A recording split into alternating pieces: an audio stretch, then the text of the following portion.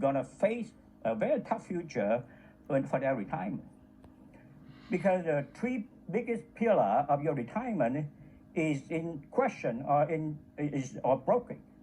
First is personal saving. The U.S. and also Canada, we are not very good on saving. Very few people save, and if whoever save, we don't save enough. And second thing, pension from the company. 20, 30 years ago, when it come to this country, was the norm. You work for the company, they give you pension, and you work 25, 30 years, and you get the pension plan. That thing is gone. Very few companies nowadays offer that. And last but not least, a government program like Medicare, Social Security, or in Canada, RSP. With the growing population and the tax base that is less, government going to find very difficulty to be able to fund this program in the future. So retirement crisis is the crisis we are all facing. And it's coming very soon, and we have to address that thing. The other crisis is the debt crisis. You look to the U.S. economy in 2019, which is robust and one of the best years we have. And when we produce 21 trillion, the number one economy in the world. However, the problem is that our national debt is bigger than our what we produce. We owe 23 trillion. This is a national debt, but who own it? Us, the taxpayer. We have to pay for that. You know, currently we pay roughly about $300 million a year into these the interest of this debt by our own tax. Right? Some people estimate that this debt maintenance payment eventually, in the next few years, will surpass our defense budget. And on top of that, besides for national debt that we have to pay, we also own $14 trillion of consumer debt. All the credit card and other loan and other obligations we have.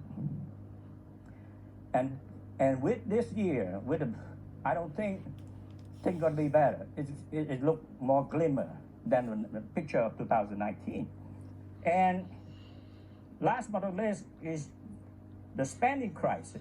I never seen such a spending habit like what we have lately. When I first came to this country, I remember when I had a kid and we took them to a birthday party. It was simple things. We take them to an ice cream parlor, stick a candle with a bunch of their friends, blow the candle, and take them to the park. It was a wonderful time. Nowadays, this is like a big celebration, a big party for the birthday party. You know, with all the fancy stuff going on. And you know, the challenge that as a person go out working with people for financial education, I find most of these parents, although they're willing to spend $1,000 on this lavish party, but many of them do not have even $1,000 in saving for their children's financial education future. I see young men or women begin to get out of life with a lot of student debt, and then they get married. Boy, what a event they put on.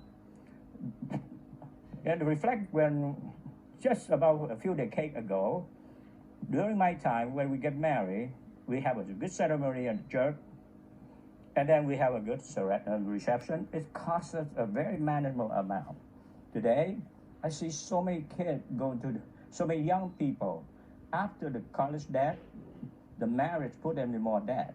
You talk about bachelor party, bachelorette party, talk about the perfect cake and different kind of dress and destination wedding, on and on and on. People nowadays, there's some saying, which is quite very interesting. They spend the money they don't have and buy the thing they don't need to impress the people that they not necessarily like. And this is the challenge of this country. We spend too much to the point that right now, you know, as a consumer, we raise the debt crisis and going to affect our retirement.